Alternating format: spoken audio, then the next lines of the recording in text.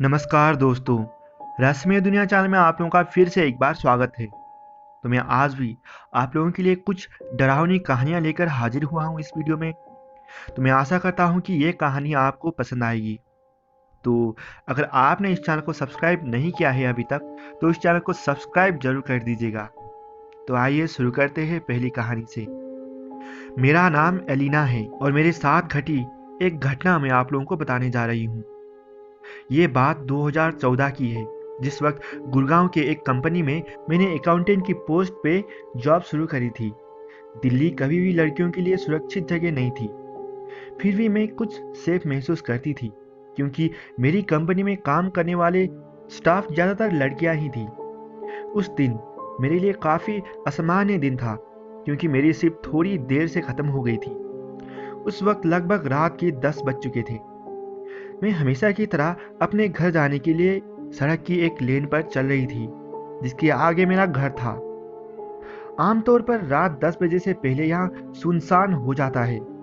तो जब मैं रास्ते में पड़ने वाले एक चौराहे से गुजर रहा था, तो मैंने दूसरे छोर से गुजरते हुए एक हुड वाली आकृति देखा। पर मैंने उसे ध्यान न देने का नाटक किया। तभी अचानक मैंने आवाज़ सुनी कि जैसे कोई मेरे पीछे चल रहा हो।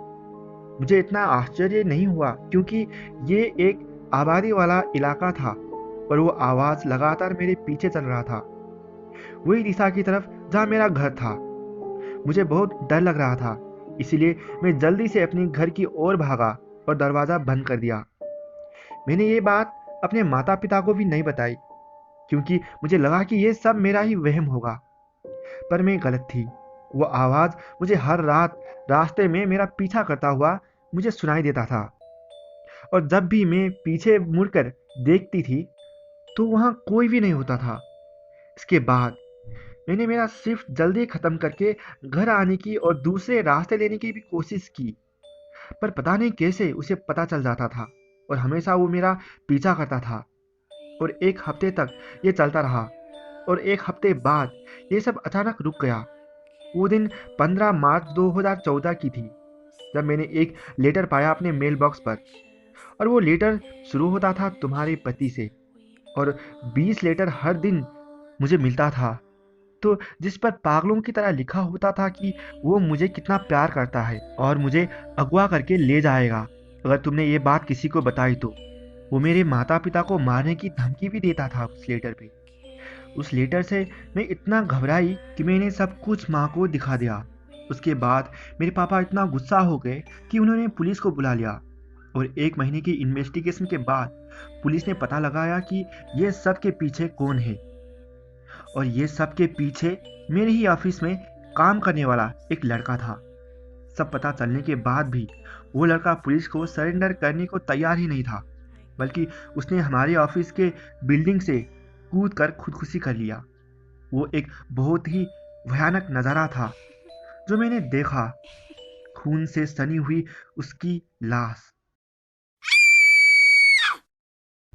उस घटना के बाद मैं कई दिन अपने घर पे ही रही, कहीं बाहर नहीं गई। जब उस घटना को हुए 1 साल हो गया था, मैं एक उपनगर की अपार्टमेंट में रहने लगी। और एक रात जब मैं मेरे दोस्तों के साथ पार्टी करके घर आ रही थी, हम सब मेरे दोस्त की कार में ही थे, और मैं कार की खिड़की से बाहर झांक रही थी। तो मैंने देखा कि वही हुड लगाया हुआ आकृति रोड में बैठा हुआ था, और वो मेरी ओर ही देख रहा था। मैं वो दर्दनाक हादसा इस वक्त तक भूल चुकी थी, और मुझे लगा शायद ये मेरा वहम होगा। उस रात मेरे दोस्त मेरे घर पर ही रुकने वाले थे, तो हम सब मेरे घर की ओर चले गए। घर पहुंचने के बाद हम सब फ्रेश हो ही रहे थे कि अचानक मुझे मेरे एक दोस्त की चिल्लाने की आवाज़ सुनाई दी, और हम सब भागकर उस दोस्त की तरफ चले गए। तो उसका चेहरा डर के मारे सफ़ेद पड़ चुका था। मैंने पूछा कि क्या हुआ तुझे, तो उसने बताया कि उसने एक आदमी को देखा खिड़की के बाहर, जो कि खून से सना हुआ था और उसे घूर रहा था। पर यह नामुमकिन था कि कैसे कोई 3 मंजिल ऊपर इमारत में चढ़ सकता है। मैंने जांचने के लिए खिड़की खोली कि नीचे कोई गिरा हुआ तो नहीं है, लेकिन मुझे कुछ भी नहीं मिला। मेरे दूसरे दोस्तों ने उसे अंदर बेडरूम में ले गया और उसे कहने लगी कि यार तूने ज़्यादा पी ली होगी, इसलिए तुझे ऐसा लगा होगा।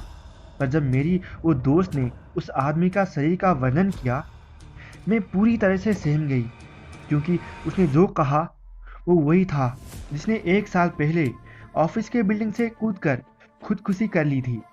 उस रात मैं ठीक से सो नहीं सका। उस रात लगभग 2 बजे रात को हमने रसोई में बर्तन के टूटने की आवाज़ सुनी और मेरे एक दोस्त नेहा, जो मेरे साथ सो रही थी, उसको हिम्मत आई रसोई में जाकर चेक करने की। मैं मेरी वो दोस्त जिसने पहले उस इंसान को देखा था, उसके साथ ही कमरे में थी, तो मुझे एकदम से खिड़की में देखने का मन हुआ। तो जब मैंने खिड़की में देखा तो डर के मारे मेरी होश उड़ गए। मैंने देखा कि खून से सना हुआ आदमी, जिसकी सर में गहरी चोट थी और उसके शरीर की हर हिस्से से खून टपक रहा था, वो मुझे खिड़की की बाहर से घूर रहा था। वो पल मेरे जीवन की सबसे खौफनाक पल था। मैं जितना मेरे अंदर जान बाकी थी उतनी जोर से चिल्लाई और मेरे बाकी दोस्त सभी कूद कर वहीं आ गए मेरे पास। मैं डर के मारे जैसे जम गई थी। मैं उस वक्त बुरी तरह से कांप रही थी और मेरे मुंह से कुछ भी शब्द नहीं निकल रहा था। मैं मेरी दोस्त नेहा को देखकर चौंक गई कि वो भी इतना ही खौफ में था, जो रसोई से आई थी।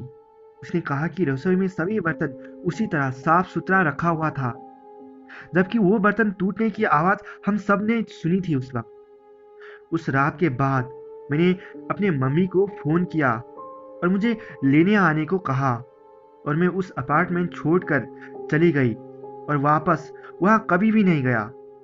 मैं अब शादीशुदा हूँ और मुझे अब भी कहीं अकेले बैठने में डर लगता है। तो दोस्तों, आपको ये पहली कहानी कैसी लगी? तो आइए चलिए चलते हैं दूसरी कहानी की तरफ। शिमला के पास एक कस्बे में गवर्नमेंट स्कूल था, जहाँ की पढ़ाई बहुत अच्छी मानी जाती रही है। मेरे पड़ोस में रहने वाले रवि उसी स्कूल से पास आउट हुआ था। उसने जब स्कूल की कहानी सुनाई तो मैं एक पल के लिए सहम गया। रवि के अनुसार एक सच्ची घटना है। रवि ने बताया कि क्योंकि उस स्कूल में बहुत अच्छी पढ़ाई होती थी, इसलिए सारे देश के बच्चे यहाँ पढ़ने आते थे। धीरे धीरे स्कूल में बच्चों की संख्या बढ़ने लगी, इसीलिए स्कूल मैनेजमेंट में स्कूल कैंपस में एक और हॉस्टल बनवाने का प्लान किया। स्कूल बहुत बड़े एरिया में बना हुआ था, जिसमें हॉस्टल, प्लेग्राउंड सभी कुछ थे। स्कूल का कैंपस बहुत बड़ा था और कैंपस के पीछे ही कब्रगाह भी था, लेकिन कभी किसी को उस कब्रगाह से ना कोई आवाज़ सुनाई दी, ना ही कोई घटना नजर आई। लेकिन जब नया हॉस्टल बनाने की बात हुई थी, तो वो कब्रगाह के नज़दीक वाले दीवार से सटी ही बनाने लगे और इसके लिए पहले खुदाई शुरू हुई और खोदते ही बहुत सारे नरकंकाल सामने आने लगे।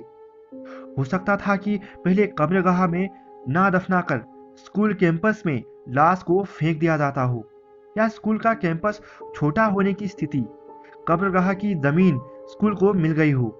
खैर, जो भी हो, खुदाई में कई सारे नरकंकाल मिले। कुछ को स्कूल के टेस्ट रूम में रख दिया गया और कुछ को वापस दफनाकर हॉस्टल बना दिया गया। कुछ दिनों के बाद वो नई हॉस्टल की बिल्डिंग बन के तैयार हो गई और वहां पर बच्चे रहने लगे। बिल्डिंग के पीछे की तरफ लोहे की सीढ़ियां बनी हुई थी, इमरजेंसी के लिए। अगर किसी प्रकार की मुसीबत हुई तो बच्चे उस सीढ़ी से भी आ जा सकते थे। हॉस्टल 5 मंजिला बनवाया गया था, जिसकी छत पर भी बच्चे को खेलने जाने की जगह थी। हालांकि छत पर रेलिंग की लंबाई ठीक ठाक दी गई थी, जिसकी वजह से बच्चे गिर नहीं सकते थे। लेकिन नई बिल्डिंग बनने के कुछ दिन बाद ही अजीब अजीब सी घटनाएं होने लगी। किसी के रूम में चीजें अपने आप गिरने लगते थे, तो किसी को सोते हुए कोई साया पकड़ के हिला देता था। किसी को नहीं समझ आ रहा था कि ये क्या हो रहा है। स्कूल की मैनेजमेंट ने भी खास ध्यान नहीं दिया, ये सोच के कि बच्चे आपस में ही मजाक करते होंगे। लेकिन धीरे धीरे मामला गंभीर होता गया और एक रात 5वीं मंजिल पर रहने वाले एक बच्चे ने ऊपर से कूदकर खुदकुशी कर ली। सब सकते में आ गए। पुलिस ने छानबीन शुरू की तो यही नतीजा निकला कि बच्चे ने खुद छलांग लगाई थी बिल्डिंग से, क्योंकि वहां और कोई भी नहीं था। लेकिन ताजुब की बात यह थी कि बच्चे ने खुदकुशी क्यों की, इस बात का पता नहीं चल पाया। और वो रात में बाहर क्या कर रहा था यह भी किसी को नहीं पता चल पाया। अब तो अजीब अजीब आवाज भी सुनाई देने लगी। सभी को लगा जिसने खुदकुशी की है वही ये सारी आवाजें करता है। लेकिन अगले ही महीने में 3 और बच्चे बिल्कुल उसी तरह से बिल्डिंग से कूद कर मर गए। इसके बाद स्कूल मैनेजमेंट के तो जैसे होश ही उड़ गए और सब ने माना कि यहाँ जरूर कोई ऊपरी चक्कर है, कुछ तो है जिसकी वजह से ये घटना हो रही है। सभी डर गए थे। अगले ही दिन साथ वाली चर्च के बूढ़े फादर को बुलाया गया। वो उस लोहे की सीढ़ी के पास आते ही समझ गए कि यहाँ कुछ गड़बड़ है। उन्होंने प्रिंसिपल को बोलकर उन सीढ़ियों को बंद करवा दिया और उसका शुद्धिकरण किया। बूढ़े फादर ने बताया कि जहाँ वो बिल्डिंग बनी थी वहाँ भूतों का पूरा कबीला रहता था और बिल्डिंग बनने से वो सारे भूत बहुत नाराज हो गए थे, इसलिए ये सब हरकतें हो रही थी। और जो बच्चे बिल्डिंग से कूदे वो अपनी मर्जी से नहीं बल्कि उनको जबरदस्ती भूतों ने धक्का दिया था। अब फादर वहां हर फ्राइडे को आते और होली वाटर से उस जगह को शुद्धिकरण करके जाते। धीरे धीरे सारी अजीब हरकतें कम होती चली गई। बिल्कुल बंद तो नहीं हुई थी, क्योंकि उसके बाद भी कई बच्चे ने बताया कि उनके कमरे का सामान इधर उधर हो जाता है, लेकिन खुदकुशी का कोई केस दोबारा नहीं हुआ। रवि ने बताया कि इस घटना के बाद भी वो 2 साल और स्कूल में पढ़ा, लेकिन उसे कुछ ऐसा महसूस नहीं हुआ। हाँ, लेकिन रात में जरूर उनको सीढ़ियों के पास आने में डर लगता था। तो दोस्तों, आपको ये दोनों कहानियां कैसी लगी? अगर आपको ये कहानियां अच्छी लगी है तो इस वीडियो को लाइक करना ना भूलिएगा और साथ ही साथ इस वीडियो को शेयर भी करना ना भूलिएगा। अपनी व्हाट्सएप फेसबुक ग्रुप में जहाँ कहीं भी हो आप ये वीडियो को शेयर जरूर कर दीजिएगा ताकि सभी लोग कहानी का आनंद ले सके। अगर आपने अभी तक इस चैनल को सब्सक्राइब नहीं किए हैं और कहानी सुन रहे हैं तो चैनल को सब्सक्राइब जरूर कर दीजिएगा ताकि ऐसे ही कहानियाँ आपको रोज मिलता ही रहे और ऐसे ही कहानियाँ मैं आप लोगों के लिए रोज लाता ही रहूँगा। तो आज के लिए इस वीडियो में इतना ही। धन्यवाद।